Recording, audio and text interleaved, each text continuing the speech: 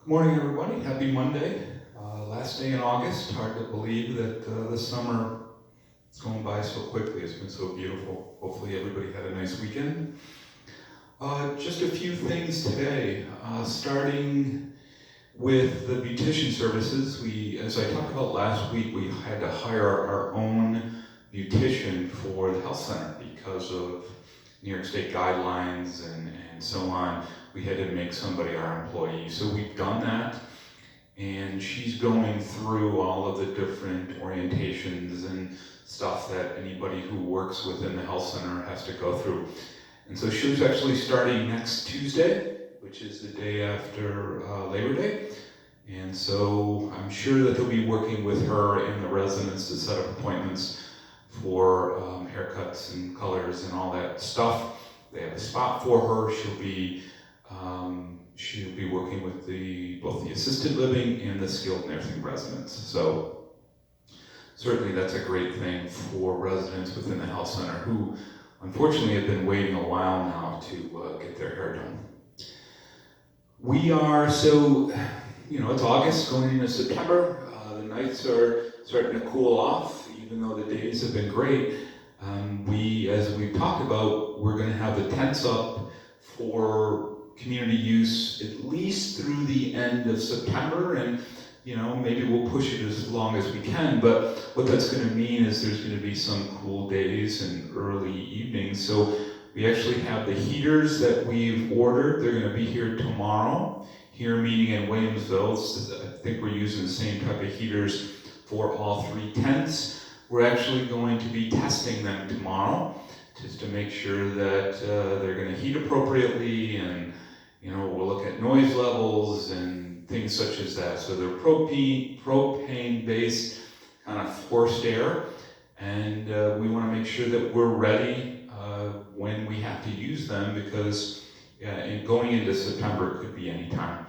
So again, we're going to as we talked about, we're going to keep the dining tents open for dining, for resident activities, for fitness, for wellness, and all that great stuff as long as we can through this early period of the fall.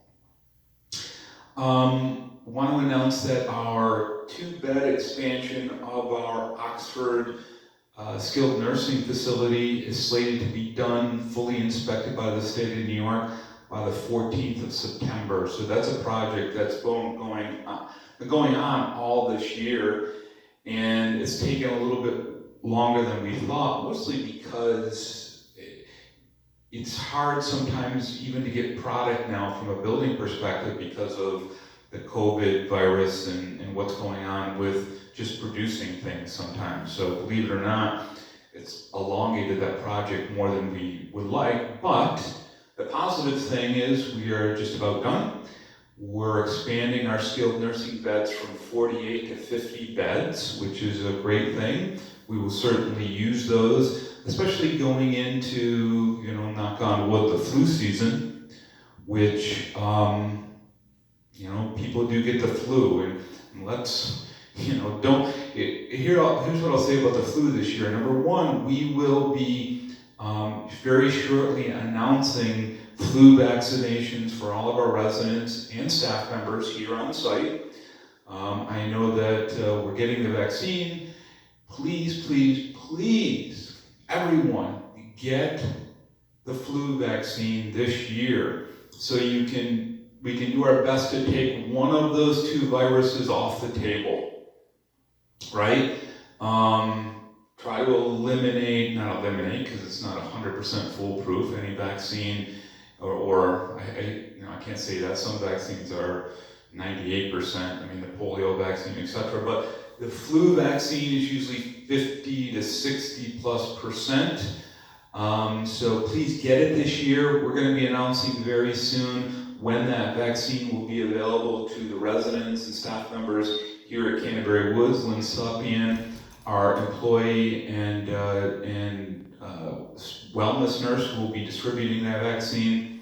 So definitely, please do that this year. On top of that, like I mentioned earlier, skilled nursing expansion slated for 9/14. It's August 31st. Still, here we are just about 6 months in, and we still have had no cases here within the health centers, independent here both at Gate Circle, and again, a milestone.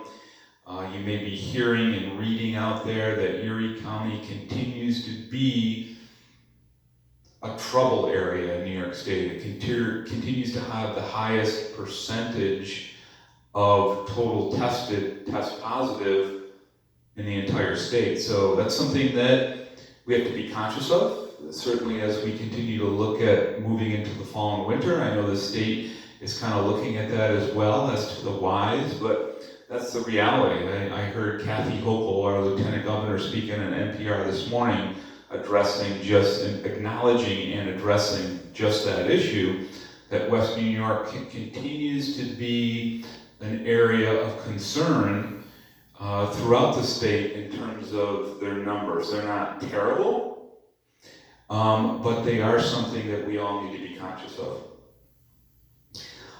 Just a couple other quick things. We had our first, kind of a milestone with this too, we had our first in-person marketing event. It was here on site. First event here in Williamsville in 6 months. So it was held outside, it was held at the Lexington Pavilion under the tent. It was late last week, and it was very, very successful. We had 16-ish people there, and a great event. A couple of people went on the wait list. So it's nice to be able to kind of move forward with some type of in-person marketing events, and that one was successful. If we can have 1 or 2 more outside before the end of the tent season, we will certainly do that. I know there were some questions from our residents on those folks coming on campus, but keep in mind they didn't mingle with any of our existing residents. They were temped, and they were all outside under the Gates Pavilion, so it was actually a really safe, nice event, and give the marketing folks credit for doing that. A couple other things, just specific to here, to the Williamsville campus and the main entrance, may see that we put up the barriers, the glass or plexiglass kind of shielding around the main desk and the concierge area. So those have gone up over the last couple of weeks, kind of give you that fishbowl effect for Corinne and when Christy is out at the concierge desk, but they know that it's something that we've been working on for a while. And because of the size of the area, we had to do some specialty glass and so on, but we're glad that's done.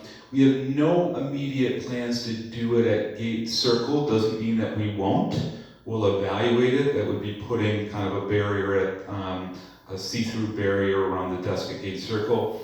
The reality is Gate Circle doesn't get near the traffic that Corinne does coming in the front desk every day. It's night and day the difference. Doesn't mean that we wouldn't consider a Gate Circle, but we're not quite there yet. So again, any questions on anything, you can email me directly, rwallace@echa.org, and I'll see you back here on Wednesday. Thank you.